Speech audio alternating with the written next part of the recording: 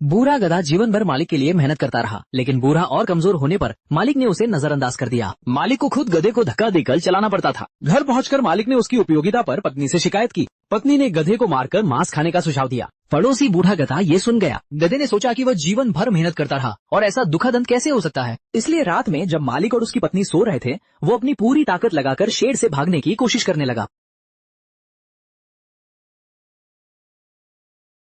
लेकिन वो बुरा था और उसकी चालाकी अब पहले जैसी तेज नहीं थी। वो कई बार गिर पड़ा, लेकिन उसकी हिम्मत ने अंततः उसे उम्मीद की किरण दे दी। आखिरकार वो मालिक के फार्म से भाग निकला। वो उत्साहित और उलझन में जंगल की ओर दौड़ा। दूसरे दिन नरम धूप ने उसे गुमसुम हालत से जगाया। वो भूखा था। उसने कुछ स्वतंत्रता से भरे फूल और घास खाए और तुरंत अपनी आरामदायक सेवानिवृत्ति जीवन शुरू किया। कहा जाता है कि जो कोई इसे देखता है, यदि वो एक पत्थर की तरह भी चलने लगे तो भविष्य में उसका जीवन सुगम और चमकीला होगा। लेकिन समय के साथ बूढ़ा गधा भी भ्रमित हो गया कि वो वास्तव में कहाँ जाएगा। वो शहर में जाकर बिना किसी मकसद के एक पत्थर की पुल पर चला गया। अचानक उसे पुल के नीचे से कुछ आवाजें सुनाई दी। जिज्ञासा के चलते वो नीचे झुका और पुल के नीचे देखने लगा। अगली पल एक डरी हुई बूढ़ी कुत्ती अचानक बाहर निकली, जिससे बूढ़ा गधा डर के मारे पुल से नीचे गिर गया और वे दोनों आपस में टकरा गए। खूबसूरत गलतफहमी की वजह से दोनों ने दिल खोलकर बातें करनी शुरू कर दी। बूढ़ी कुत्ती ने अपनी पूरी जिंदगी की दुखद कहानी सुनाई कि उसने मालिक के लिए जानवरों की देखभाल की और घर की सुरक्षा की, लेकिन जब वो बूढ़ी हो गई तो उसके मालिक ने पुराने प्यार को भूलकर उसे कुत्ते के मांस का हलवाई गो बनाने की सोच लिया। बूढ़ा गधा ये सुनकर तुरंत महसूस करने लगा कि वे दोनों एक ही बीमारी से पीड़ित हैं। कुछ बातचीत के बाद उन्होंने तय किया कि वे साथ में अपनी पसंद की जिंदगी बिताएंगे।